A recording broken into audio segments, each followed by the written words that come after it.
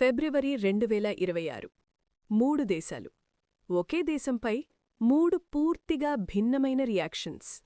దీనికి కారణం భారత్. అమెరికాలో సెలబ్రేషన్స్, పాకిస్తాన్లో అవమానం, బంగ్లాదేశ్లో ఆగ్రహం. ఇది యాదృచ్ఛికం కాదు, ఇదొక జియోపొలిటికల్ భూకంపం.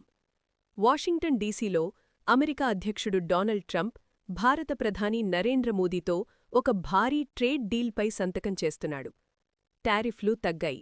$100 బిలియన్ల వ్యాపారం. అమెరికా భారత్ జెండాలు పక్కపక్కనే ఎగురుతున్నాయి. ప్రపంచం చూస్తుండగానే భారత్ గ్లోబల్ పవర్గా నిలబడింది. ఇప్పుడు ఇస్లామాబాద్కి రండి. పాకిస్తాన్ సోషల్ మీడియా పూర్తిగా పేలిపోయింది. మీమ్స్, కోపం, అవమానం. వారి ఆర్మీ చీఫ్ 3 సార్లు వాషింగ్టన్ వెళ్లాడు. ట్రంప్కు నోబెల్ శాంతి బహుమతికి నామినేషన్ కూడా ఇచ్చారు. అన్నీ చేసినా డీల్ మాత్రం వారికి రాలేదు. డీల్ భారత్కే వచ్చింది. అదే పాకిస్తాన్ను ఎక్కువగా మండిస్తోంది. ఇప్పుడు ఢాకా. ఒకప్పుడు భారత్కు అత్యంత సన్నిహిత మిత్రదేశం. 1971 నుంచి కలిసి నడిచిన దేశం. ఇప్పుడక్కడ యాంటీ ఇండియా నిరసనలు, వీధుల్లో ఆగ్రహం, మాజీ ప్రధానికి మరణశిక్ష, ఆమె భారత్లో ఆశ్రయం తీసుకోవడం, క్రికెట్ మ్యాచ్ల రద్దు, 50 ఏళ్ల స్నేహం ఒక్కసారిగా బద్దలైంది. ఇప్పుడు ప్రశ్న ఇదే: ఇది కేవలం ట్రేడ్ డీల్ కథ లేదా డిప్లొమాటిక్ గొడవ? కాదు, ఇది దక్షిణాసియా పవర్ బ్యాలెన్స్ మారుతున్న కథ. భారత్ ఇప్పుడే అమెరికాతో $500 బిలియన్ ట్రేడ్ కమిట్మెంట్ సాధించింది. ఒక నెల ముందే యూరోపియన్ యూనియన్తో జీరో టారిఫ్ డీల్ సైన్ చేసింది. అంటే భారత్కు ఇప్పుడు $40 ట్రిలియన్ జీడీపీ మార్కెట్ యాక్సెస్. ఇది చిన్న విషయం కాదు. అమెరికా విడుదల చేసిన అధికారిక మ్యాప్లో కశ్మీర్ మొత్తం భారత్దిగా చూపించారు. దీంతో పాకిస్తాన్ డిప్లొమాటిక్ స్ట్రాటజీ పూర్తిగా కూలిపోయింది. ఇక బంగ్లాదేశ్ భారత్ నుంచి దూరమై పాకిస్తాన్, చైనా వైపు చూస్తోంది. క్రికెట్ కూడా ఇప్పుడు ఆట కాదు, జియోపాలిటిక్స్. భారత్ పాకిస్తాన్ ఒక్క మ్యాచ్ విలువ దాదాపు $500 మిలియన్. అదే మ్యాచ్ జరగకపోవచ్చు. చైనా ఈ మొత్తం పరిస్థితిని నిశ్చితంగా గమనిస్తోంది. దక్షిణాసియాలో పవర్ బ్యాలెన్స్ తిరిగి రాయబడుతోంది. అయితే అసలు ప్రశ్నలివే: భారత్ ఒకే నెలలో అమెరికా, యూరప్ రెండింటినీ ఎలా ఒప్పించింది? పాకిస్తాన్ చేసిన డిప్లొమాటిక్ ప్రయత్నాలు ఎందుకు ఘోరంగా విఫలమయ్యాయి?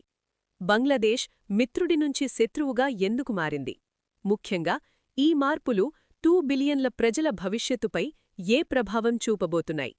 యష్ విహారికి తిరిగి స్వాగతం. మీరిక్కడ కొత్తవారైతే మీ ప్రపంచాన్ని ప్రభావితం చేసే అతిపెద్ద అంతర్జాతీయ వార్తలను మేము కవర్ చేస్తాం. ఈరోజు మేము యుఎస్ఏ, పాకిస్తాన్ మరియు బంగ్లాదేశ్ నుంచి భారత్కు వచ్చిన విస్ఫోటన ప్రతిక్రియలను వివరిస్తున్నాం. నన్ను నమ్మండి, ఏమి జరుగుతుందో మీరు నమ్మరు. కాని మనం ఇందులోకి వెళ్లే ముందు ఆ సబ్స్క్రైబ్ బటన్ని నొక్కండి మరియు నోటిఫికేషన్ బెల్ మోగించండి. దాని ద్వారా మీరు మా అప్డేట్స్లను ఎప్పటికీ మిస్ చేసుకోరు. ఇప్పుడు మొదటిగా అమెరికాతో మొదలుపెడదాం. ఫిబ్రవరి 2, 2026 ఈరోజు ప్రపంచ రాజకీయాల్లో ఒక కీలక మలుపు తిరిగింది. అమెరికా అధ్యక్షుడు డొనాల్డ్ ట్రంప్ ఒక ప్రకటన చేశాడు. ఆ ప్రకటన ప్రపంచాన్ని షాక్కు గురిచేసింది. ట్రంప్ భారత ప్రధాని నరేంద్ర మోదీతో ఒక చారిత్రాత్మక ట్రేడ్ డీల్పై ఒప్పందం కుదుర్చుకున్నారు. ఈ డీల్ ప్రకారం అమెరికా భారత్ నుంచి వెళ్లే సరుకులపై వేసే టారిఫ్లను 50% నుంచి నేరుగా 18%కి తగ్గించింది. ఇది ఆసియాలోనే భారత్కు దక్కిన అత్యల్ప టారిఫ్ రేటు. ఇది చిన్న విషయం కాదు, ఎందుకంటే 2025 సంవత్సరం మొత్తం యుఎస్ ఇండియా సంబంధాలు చాలా దిగజారిపోయాయి. వ్యాపార వివాదాలు, రాజకీయ ఉద్రిక్తతలు పూర్తిగా లో లెవెల్. అలాంటి పరిస్థితి నుంచి ఒక్క డీల్తో ఇంత పెద్ద మార్పు రావడం అందరికీ ఆశ్చర్యం.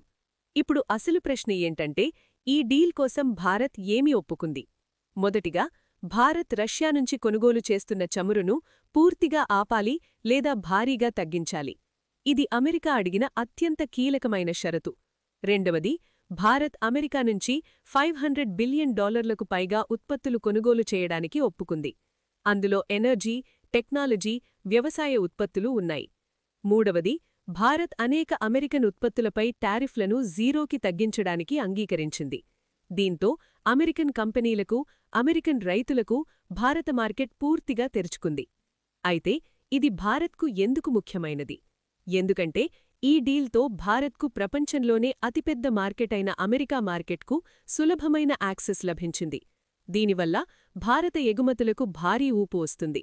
టెక్స్టైల్స్, ఫార్మా, వజ్రాలు, ఆభరణాలు, టెక్నాలజీ సర్వీసులు, ఈ అన్ని రంగాలకు ఇది గేమ్ చేంజర్.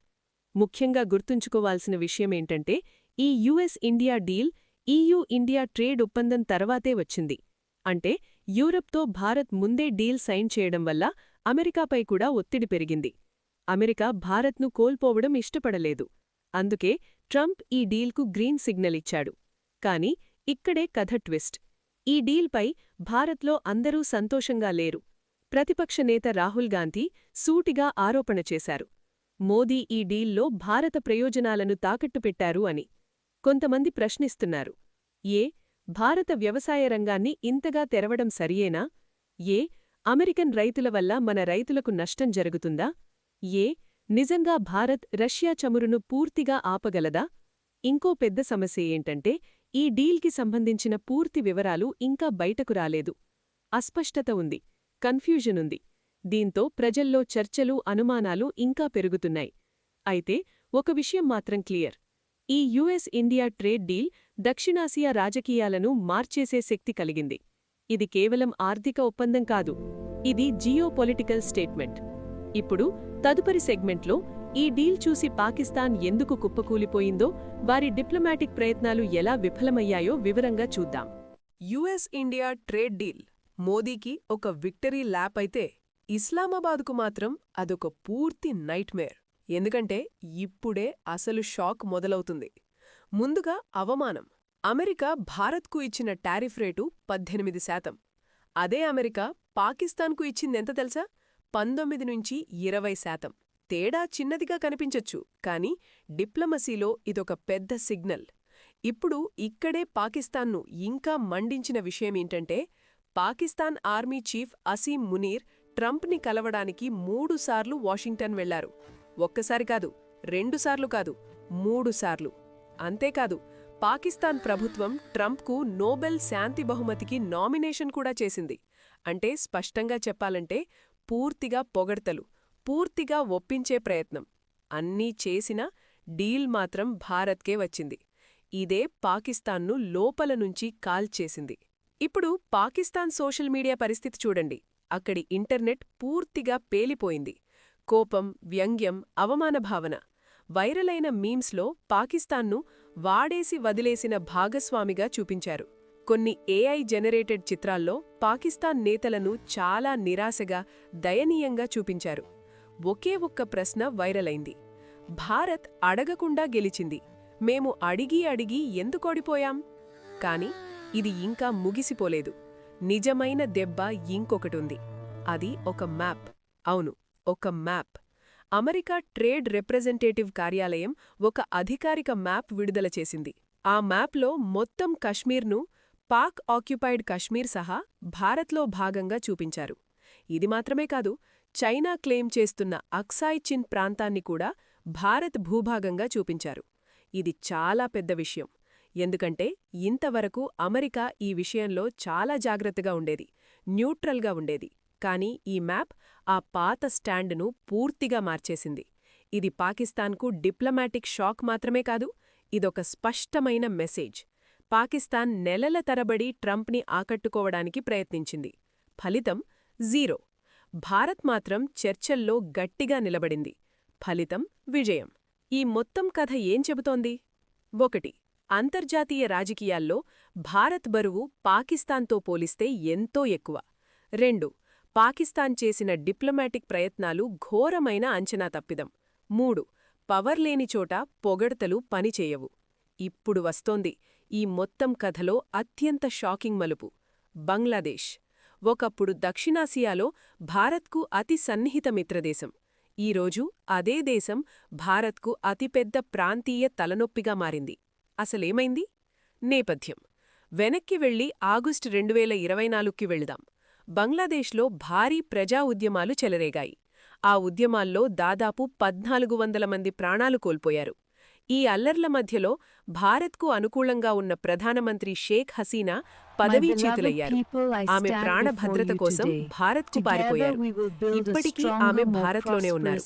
షేక్ హసీనా వెళ్లిపోయిన తర్వాత బంగ్లాదేశ్లో ఒక తాత్కాలిక ప్రభుత్వం ఏర్పడింది. ఆ ప్రభుత్వానికి నాయకత్వం వహిస్తున్నది నోబెల్ శాంతి బహుమతి గ్రహీత మొహమ్మద్ యూనస్. ఇక్కడ నుంచే భారత్ బంగ్లాదేశ్ సంబంధాలు నెమ్మదిగా చల్లబడటం మొదలైంది. ఇప్పుడు అసలు విరగడ. బంగ్లాదేశ్ కోర్టు షేక్ హసీనాకు మరణశిక్ష విధించింది.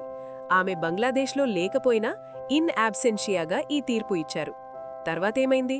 బంగ్లాదేశ్ ప్రభుత్వం హసీనాను తమకు అప్పగించాలంటూ భారత్ని కోరింది. కాని భారత్ ఆ అభ్యర్థనను సూటిగా తిరస్కరించింది. ఇదే సంబంధాల్ని పూర్తిగా కూల్చేసింది. బంగ్లాదేశ్లో యాంటీ ఇండియా భావోద్వేగాలు చరిత్రలో ఎప్పుడూ లీనంతగా పెరిగిపోయాయి. అంతేకాదు, హిందూ మైనారిటీలపై అటాక్లు పెరగడం పరిస్థితిని ఇంకా ఉద్రిక్తంగా మార్చింది. ఇప్పుడిక్కడ కథ మరింత ఆసక్తికరంగా మారుతోంది. క్రికెట్. బంగ్లాదేశ్ భారత్లో జరగాల్సిన టీ20 వరల్డ్ కప్ మ్యాచులకు వెళ్లబోమని ప్రకటించింది. కారణం సెక్యూరిటీ సమస్యలు. అయితే ఐసీసీ దీనిని అంగీకరించలేదు. ఆ సమయంలో ఐసీసీ అధ్యక్షుడిగా జై షా ఉన్నారు. దీంతో బంగ్లాదేశ్ను టోర్నమెంట్ నుంచి బయటకు పంపించారు. వారి స్థానంలో స్కాట్లాండ్ను తీసుకున్నారు. ఇక్కడితో ఆగలేదు. పాకిస్తాన్ బంగ్లాదేశ్కు మద్దతుగా బహిష్కరణలో చేరింది. దీంతో భారత్ పాకిస్తాన్ మ్యాచ్ జరుగుతుందా లేదా అనే సందేహం మొదలైంది. గమనించండి, ఆ ఒక్క మ్యాచ్ విలువే దాదాపు $500 మిలియన్. ఇది క్రికెట్ కాదు, ఇది జియోపాలిటిక్స్. ఇప్పుడు అసలు పెద్ద మార్పు. బంగ్లాదేశ్ పూర్తిగా తన దిశ మార్చుకుంటోంది. 1971 తర్వాత మొదటిసారిగా పాకిస్తాన్కు దగ్గరవుతోంది. 14 సంవత్సరాల తర్వాత పాకిస్తాన్తో డైరెక్ట్ ఫ్లైట్స్ మళ్లీ ప్రారంభించింది. అదే సమయంలో చైనాతో సంబంధాలను మరింత బలోపేతం చేస్తోంది. ఇక్కడ ఇంకో షాకింగ్ విషయం. బంగ్లాదేశ్, పాకిస్తాన్ విదేశాంగ మంత్రుల సమావేశం జరిగింది. కాని అందులో భారత్ లేదు. ఇదొక స్పష్టమైన సంకేతం. ముందున్నది ఫిబ్రవరి 12 ఎన్నికలు. ఈ ఎన్నికల్లో చరిత్రగా భారత్కు వ్యతిరేకంగా ఉన్న బీఎన్పీ పార్టీ గెలిచే అవకాశం ఎక్కువగా కనిపిస్తోంది. అలా జరిగితే పరిస్థితి ఇంకా చేదుగా మారే అవకాశముంది. ఇప్పుడు భారత్ ప్రతిస్పందన. ఈ పరిణామాలకు ప్రతిస్పందనగా భారత్ కూడా చర్యలు తీసుకుంది. బంగ్లాదేశ్కు ఇచ్చే ఆర్థిక సహాయాన్ని 50% తగ్గించింది. సెక్యూరిటీ సహకారం నెమ్మదిగా బలహీనపడుతోంది. ట్రేడ్ కొనసాగుతున్నా టెన్షన్ మాత్రం స్పష్టంగా కనిపిస్తోంది. అదే సమయంలో భారత్ బీఎన్పీ నేతలతో కూడా డోర్ తెరిచి ఉంచే ప్రయత్నం చేస్తోంది. మొత్తం చూస్తే బంగ్లాదేశ్ మిత్రుడి నుంచి శత్రువుగా మారడం ఒక్కరోజులో జరగలేదు. కాని ఇప్పుడు ఆ మార్పు పూర్తయింది. ఇప్పుడు చివరి ప్రశ్న. ఈ 3 పరిణామాలు కలిపి దక్షిణాసియాలో ఏం మారబోతోంది? చైనా ఇందులో ఏ ఆట ఆడుతోంది? భారత్ తర్వాత ఏ అడుగు వేయబోతోంది? ఇప్పుడు అసలు ప్రశ్నకి వస్తాం. చుక్కలు కలిపి చూస్తే ఒక విషయం స్పష్టంగా కనిపిస్తుంది. 3 కథలు, ఒకే కామన్ పాయింట్. భారత్ శక్తి పెరుగుతోంది. అమెరికా భారత్ను నిర్లక్ష్యం చెయ్యలేరు. అమెరికాకు ఇప్పుడు ఒక విషయం పూర్తిగా అర్థమైంది. భారత్ను ఇగ్నోర్ చేయడం అసాధ్యం. $100 బిలియన్ల ఆర్థిక భాగస్వామ్యం. చైనాకు వ్యూహాత్మక ప్రత్యామ్నాయం. ముఖ్యంగా భారత్ ఈ డీల్ను బలహీనత నుంచి కాదు, బలం నుంచి చర్చించింది. ఇదే పెద్ద మార్పు. పాకిస్తాన్ ఒత్తిడిలో కూరుకుపోతోంది. ఇప్పుడు పాకిస్తాన్ పరిస్థితి చూడండి. అమెరికాకు పాకిస్తాన్ వ్యూహాత్మక విలువ నెమ్మదిగా తగ్గిపోతోంది. ఆర్థిక ఒంటరితనం పెరుగుతోంది. అమెరికా, యూరోప్ మార్కెట్లకు భారత్కు ప్రాధాన్యత లభిస్తుండటంతో పాకిస్తాన్ ట్రేడ్ మరింత దూరమవుతోంది. పైగా కశ్మీర్ విషయంలో అంతర్జాతీయంగా పాకిస్తాన్కు వచ్చిన అవమానం వారినింకా బలహీనంగా మార్చింది. బంగ్లాదేశ్ అతి ప్రమాదకరమైన కార్డు. ఇక్కడే అసలు టెన్షన్. బంగ్లాదేశ్ ఇప్పుడు ఒక వైల్డ్ కార్డ్. ఫిబ్రవరి 12 ఎన్నికలు చాలా కీలకం. యాంటీ ఇండియా భావోద్వేగాలు ప్రమాదకర స్థాయికి చేరుతున్నాయి. ఇది భారత్కు చాలా పెద్ద సవాలు. ఎందుకంటే బంగ్లాదేశ్ పాకిస్తాన్, చైనా అక్షంలోకి పూర్తిగా వెళ్ళిపోయే అవకాశముంది. ఇది భారత్ యొక్క నేబర్హుడ్ ఫస్ట్ పాలసీకి అతి పెద్ద పరీక్ష. ఇక్కడే అసలు వ్యంగ్యం చూడండి. పాకిస్తాన్ ట్రంపును సంతోషపెట్టేందుకు అన్నీ చేసింది. అయినా ఫలితం 0. బంగ్లాదేశ్ ఏళ్ల స్నేహం తర్వాత శత్రుత్వానికి వెళ్ళింది. కాని అదే సమయంలో భారత్ మాత్రం ఒకే నెలలో అమెరికాతో డీల్, యూరప్తో డీల్ రెండింటినీ సాధించింది. అది తన స్టాండ్ మార్చకుండా, తన షరతుల మీద. అయితే ఇప్పుడు మొత్తం కథ స్పష్టమే. 3 పొరుగుదేశాలు, 3 పూర్తిగా భిన్నమైన స్పందనలు. ఒకే కారణం: భారత్ గ్లోబల్ ప్రభావం పెరగడం. 3 దేశాలు, 3 స్పందనలు. అమెరికా: కలిసి వ్యాపారం చేద్దాం, డబ్బు చేసుకుందాం. పాకిస్తాన్: అన్నీ ప్రయత్నించాం, అయినా ఓడిపోయాం. బంగ్లాదేశ్: ఇంతే, భారత్తో ఇక చాలు. ఇప్పుడు ముందున్న ప్రశ్నలు ఇవే. బంగ్లాదేశ్ ఎన్నికలు వైరుధ్యాన్ని ఇంకా పెంచుతాయా, లేక కొత్త ఆరంభమా? పాకిస్తాన్ ఈ డిప్లొమాటిక్ దెబ్బనుంచి తిరిగి నిలబడగలదా? యుఎస్-ఈయూ డీల్స్ భారత్ ఆర్థిక వ్యవస్థను నిజంగా మార్చగలవా? ముఖ్యంగా భారత్-పాకిస్తాన్ క్రికెట్ మ్యాచ్ జరుగుతుందా? మీ అభిప్రాయం? ఇప్పుడు మీ వంతు. భారత్ తన కార్డులు సరిగ్గా ఆడుతోందా, లేక పొరుగుదేశాల్లో అధిక శత్రువులను సృష్టిస్తోందా? మీ అభిప్రాయాన్ని కమెంట్స్లో తప్పక రాయండి. ప్రతి కమెంట్ నేను చదువుతాను. ఈ వీడియో మీకు ఉపయోగపడితే లైక్ చేయండి. దక్షిణాసియాలో నిజంగా ఏం జరుగుతోందో తెలుసుకోవాలనుకునే వారికి ఈ వీడియోని షేర్ చేయండి. ఇలాంటి డీప్ ఎనాలిసిస్ కోసం సబ్స్క్రైబ్ చేయడం మర్చిపోవద్దు. తదుపరి వారం బంగ్లాదేశ్ ఎన్నికలపై పూర్తి విశ్లేషణతో వస్తున్నాం. ఈ ఎన్నికలు మొత్తం ప్రాంతాన్ని ఎలా ప్రభావితం చేస్తాయో మీరు మిస్ కావద్దు. అంతవరకు తెలుసుకుంటూ ఉండండి, ఆలోచిస్తూ ఉండండి. తదుపరి వీడియోలో కలుద్దాం. నమస్కారం.